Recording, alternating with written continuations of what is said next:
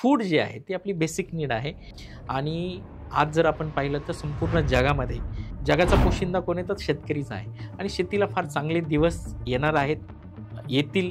आज मार्केटमध्ये मागणी कशाला आहे, त्या मागणीप्रमाणे आपण जर सप्लाय करायचा प्रयत्न केला तर आपली शेती सक्सेस राहील. छोट्या गावांमध्ये दरवर्षी 2 नवीन कृषी सेवा केंद्र उघडतात आणि दर 10 मागे एखादं कृषी सेवा केंद्र बंद पडतं. त्याचं कारण असं की त्याची उधारी एवढी झालेली असते की त्याला ते व्यवसाय बंद करायला लागतो.